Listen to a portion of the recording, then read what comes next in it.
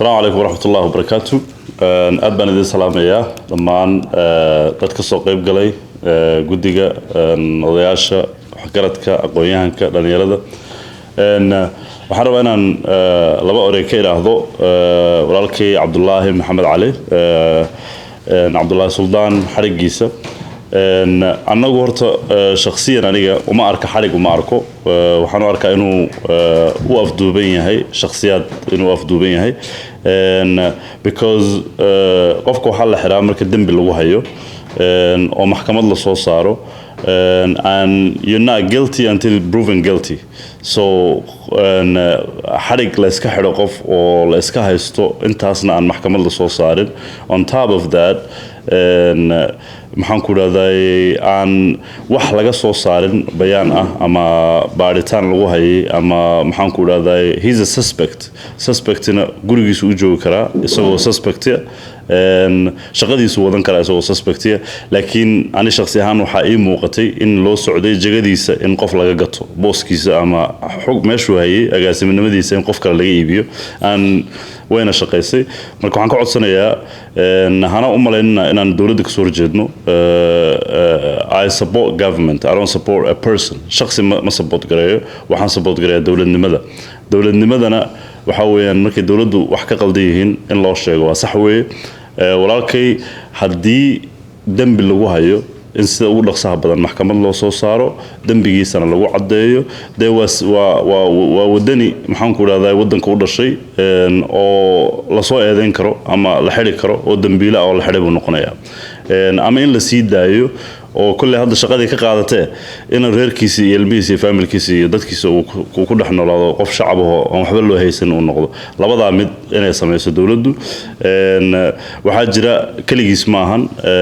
beeshan hadda aan ka soo jeeda aniga oo meesha joogto beegsi si gooni ugu socday muddooyinkii dambe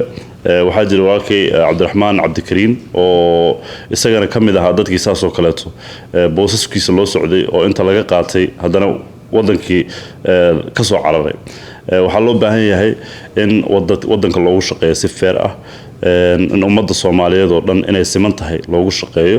waan ogahay wax walba waa 4.5 oo already ciladaas wayna haysataa laakiin dadka in loogu shaqeeyo si bini aadamnimo ah oo aan kala sooc lahayn oo aan qabiil lahayn aad baan idin wada salaamayaa Soomaaliya ha noolaato madaxweynaheena iyo dawladdeena waa taageersanahay laakiin qaladka jiro ha la saxo qaladka jiro oo ku dhex jira dawladda hala saxo waana mahadsantii salaamu calaykum runtii laba arrimood oo muhiim ah ayaan rabaa inaan yar taabto dawladda Soomaaliya ayadoo ku mahadsan inay la dagaalanto arrimaha musuqmaasuqa iyo corruptionka haddana waxaan isleeyahay hanaanka dawladdu ay u martay agaasimo Cabdullaahi iyo xiritaankiisa inuu qaanuunka ka soo horjeedo sharciga uu baalmarsan yahay marka dhinac laga fiiriyo qofka muwaadinka waa la soo eedeyn karaa waa la tuhmi karaa laakiin inta uu tuhmanuhu yahay inta dambiga lagu cadeynayo waa tuhmani ma aha dambiile ma aha sadarteed nin tuhmani ah in marka hore xilkiisa la qaado ama asagoo ma laga qaadin qof kale loo magacaabo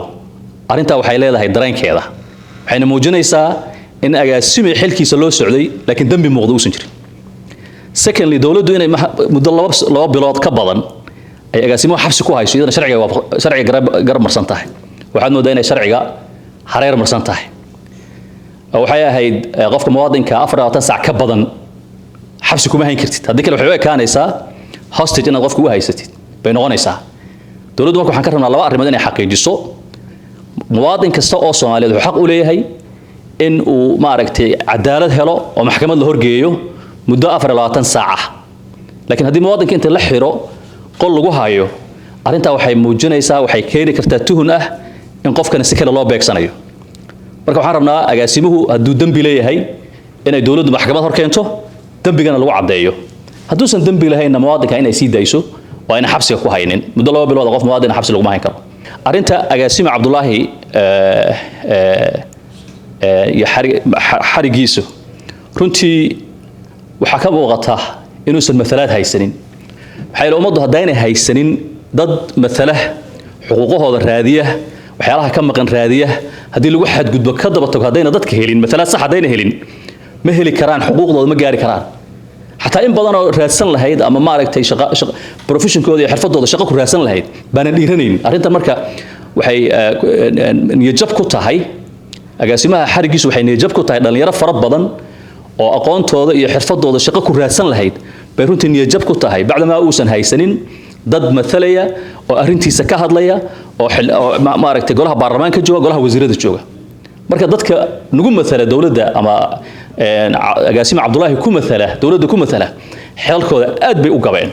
وأنا ضد رنتي وحلا أورا كرا يكون فشل معي رنتي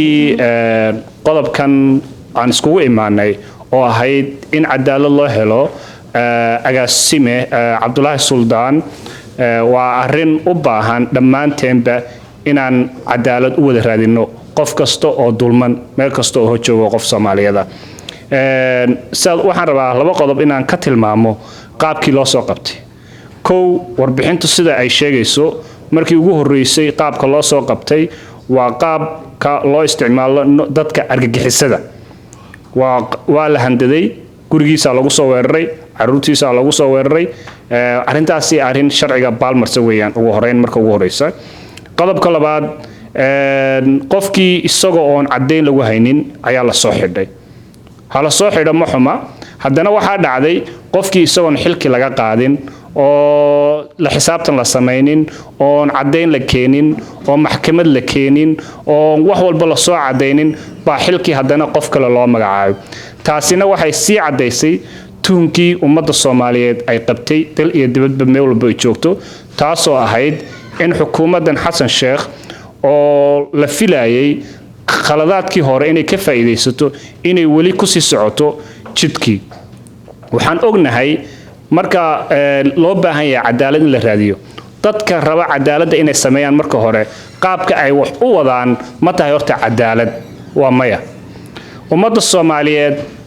ma percentage probability marka la fiiriyo seebay dadku u arkaan waxay u arkaan ummadda Soomaaliyeed oo anagu u aragnaa oo cid walba u aragtaa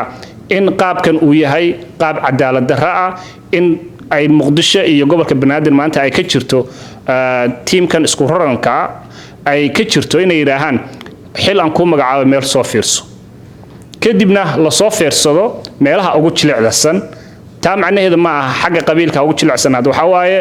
dadka aan ka daba hadlayn hadhow toole oo xukuumadda impact aan ku yeelanaynin ama aan ka soo hadlayn hadhow toole waxaad ogtihiin xilal hore oo beeshanu ay lahayd in saasoo kale looga qaatay waxaad ogtihiin in ayna nidaamkan dowladnimada Xasan Sheekh ayna beeshu qayb ka ahayn ayna ku jirin dhib male is fine afarta sano dambe ayay suganaysaa beeshu waa iska caadi laakiin waxa loo baahan yahay qaabkan cadaalad darrada ah suldaan loo maray agaasimaha loo maray waa arin cadaalad darro ah sidaba ugu horeynta baaritaanka hore cadaalad darro ay ahayd xadhigiisa 45 cisho inuu ku jiro waa cadaalad darro inaana maxkamad la soo taagin waa cadaalad darro dadka soo eedeeyay qaabkii u saaday waa cadaalad darro xilka qaabka looga xayubtay ama loo afduubtay waa cadaalad darro dhammaan A to Z waa wada cadaalad darro saas marka ay tahay beeshu waxay codsanaysaa ugu horeyn ama soo jeedinaysaaba gabi ahaanba inaanan xukuumadda Xasan Sheekh gabi ahaanba aanan taageersanayn ana kala noqonay taageeradii aan u qabnay Xasan Sheekh waa qodobka koowaad